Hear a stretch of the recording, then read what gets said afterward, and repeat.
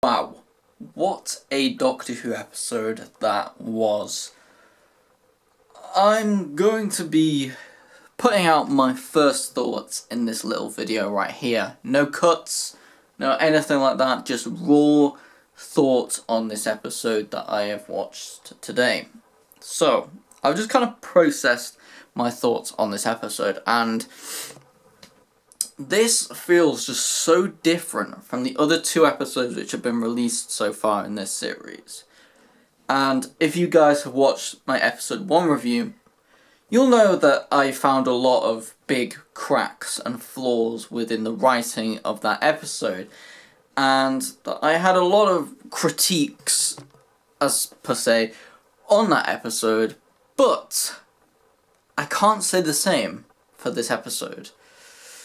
Episode 3, The Well, is such an insane episode. I really can't find a lot about it that is particularly negative. I think the writing is really, really strong in this episode. And, I mean, when you compare it to the first two episodes, the writing in the first two episodes don't come anywhere near the writing of the third episode. And in my opinion, this is the best Doctor Who episode that I have seen in years. I'm talking better than all of the 60th anniversary specials. I'm talking better than anything else in Ncuti's era. I'm talking better than anything in the Jodie Whittaker era and some of the Capaldi era. I could really fit this episode in, like, as an episode itself. I really could fit this in with some of, like, the peak of Doctor Who in history, like with all the Matt Smith era, the David Tennant, Christopher Eccleston episodes. Like, I could really put this up with them in a way. Yeah, it's definitely a really, really solid episode. The music was just really, really perfectly done in it. As always, the sets and costumes, etc., were all completely insane. The set that they actually had this on was just so, like, huge, and it was actually quite insane, I'm not gonna lie.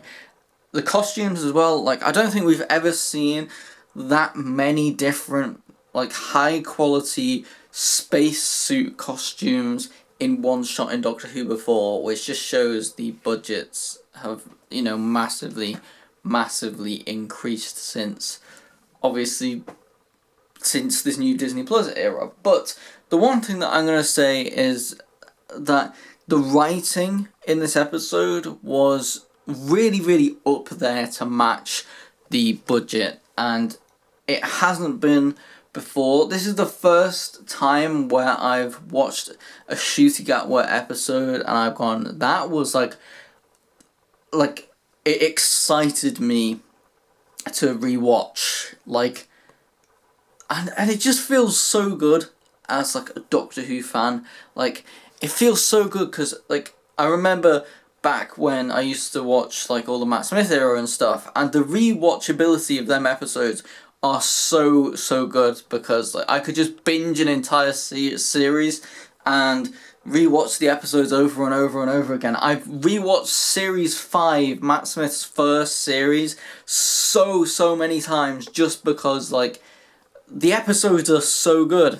And the same with a lot of the David Tennant episodes as well. I've rewatched them over and over and over and over again, and, like, it's just, like, you get that excitement of rewatching the episode. And for me, a lot of the new Disney era stuff didn't bring that same excitement until this episode, because this episode genuinely, it's like, it's a sequel to Midnight, and a very, very well executed sequel as well, because a lot of people thought, and including myself a little bit, is a sequel to this gonna work, or should it just stay as its own one wrap story?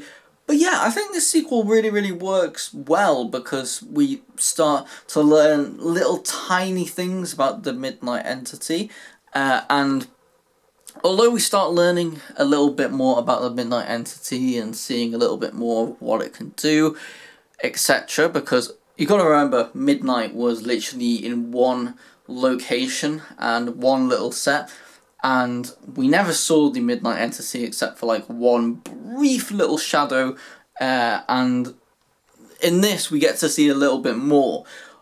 I'm very, very glad that they chose not to show us like the full reveal of the Midnight Entity, because that will just ruin it for everything, I think.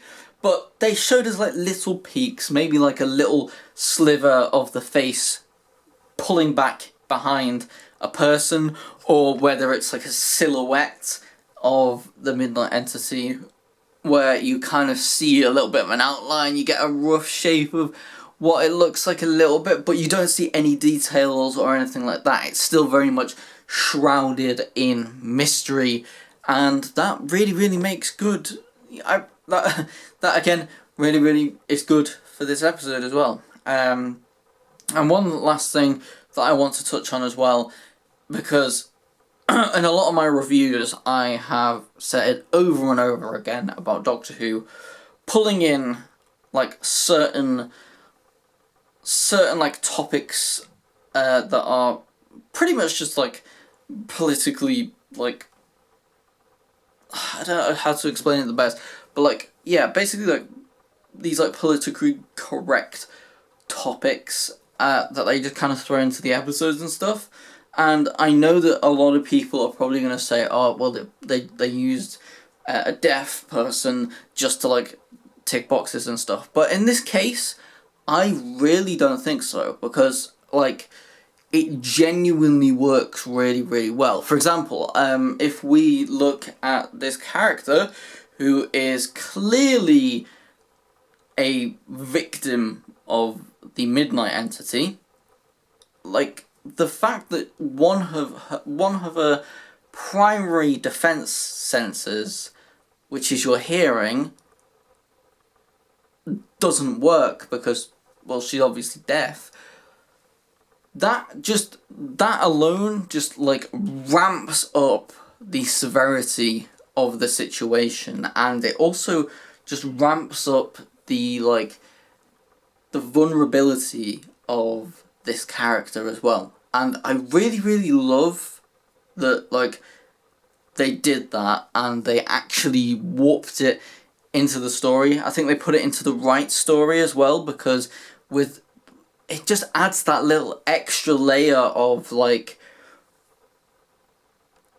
it makes her a little bit more vulnerable than what any other regular person would be if they were targeted by the Midnight Entity. So yeah, I think this is a really, really good episode, a really, really strong episode, and it is actually making me a little bit more excited for the rest of Season 2. So hopefully Doctor Who can keep this up. I'm going to be doing a full in-depth breakdown and review of this episode and posting that on my channel very, very soon. I know I haven't got the one for Lux episode 2 up yet, but I am currently working on it a lot. I am trying to get these videos out a little bit differently, and you know, I'm trying to write down loads and loads of points and follow a pattern and edit them to a bit more of a better standard than the last season's reviews. So yeah, that's